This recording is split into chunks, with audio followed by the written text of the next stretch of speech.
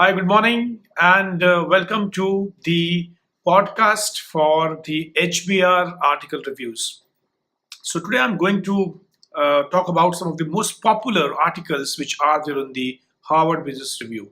So, let's take the first article. The first article I'm seeing is which is most popular. It comes in the creativity section. Is Five Ways Smart People Sabotage Their Success. Is by Alice Boyce. Let me tell you something about Alice Boyce. Alice Boyce is PhD, a former clinical psychologist turned writer, and is author of the Healthy Mind Toolkit and the Anxiety Toolkit. So, what this author talks about five ways smart people sabotage their success is one is that it talks about that smart people sometimes devalue other skills like relationship building and over concentrate on intellect. It's quite true sometimes that people who are quite smart, they really believe in themselves too much, and they feel that they can accomplish things by themselves alone. uh, the solution the author talks about is use your strengths to overcome your weakness. It's another reference to an article made here. So if you're good at learning, you can simply learn the skills that you don't come naturally to you. You don't need a personality makeover. You just need a game plan and genuinely constructive attitude.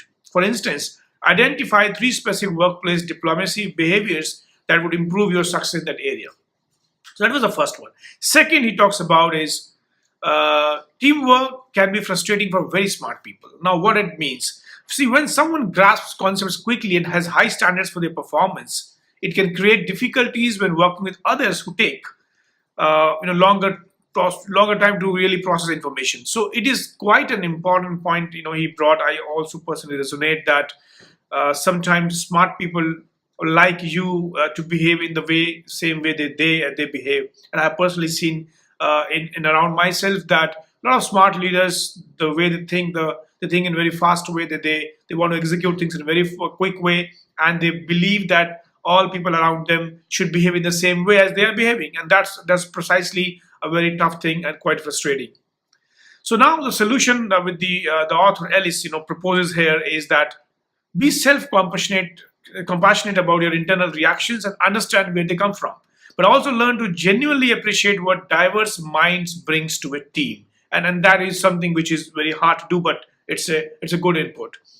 The third thing which she talks about is smart people often attach a lot of their self-esteem to being smart, which can decrease their resilience and lead to avoidance. Now, what that specifically means, the author mentions that if a lot of your self-esteem rests on your intelligence, it can be very difficult to be in situations that reveals chinks in your armor. So it is quite true, because as in our whole daily lives or maybe in a corporate life, we feel that sometimes things don't happen our way, and we go into avoidance behavior. Then why these things are not shaping as we wanted. Solution talks about here is that take an objective view of the benefits of working with people who are in some respects smarter than you. If you are surrounding yourself with smart people, you're doing something right. That's a very good constructive advice which comes here. The fourth point which she talks about is smart people get bored easily. Now that's a common behavior. People who think smart, people who execute things quite smartly, that they actually try to get bored very easily. The solution the author talks about is try taking a 30,000-foot view of when it's worth tolerating some boredom to collect easy wins when it comes to your overall success. So now it's quite a relevant point that while you may be switching your interest from one to other point, but additionally make sure you have enough outlets for your love of learning across a various domain of your life, including your work, hobbies, physical fitness, understanding yourself, etc. A very rightly made suggestions. The final point which the author makes is smart people sometimes see in-depth thinking and reflection as the solution to every problem. They feel that if you're going to work hard, if you're going to think through, if you're going to really deep dive into some things, if you're really going to drive things very fast, probably that's the only solution to those problems, which is not often true, and that puts an additional burden, additional pressure onto themselves.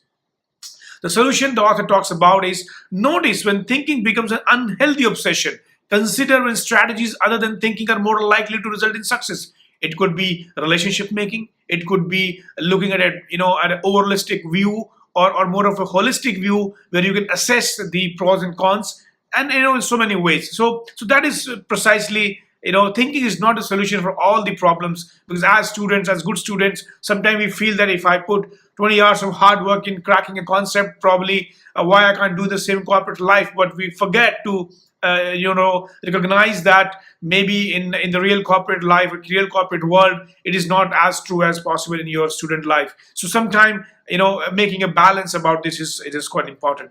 So I think Alice really makes a very good point, and she's really able to draw a good conclusion. And I think I would say that 5 ways to smart people sabotage success is quite good. I would rate it around 3.5 to 4 stars out of 5 for this article. Fantastic.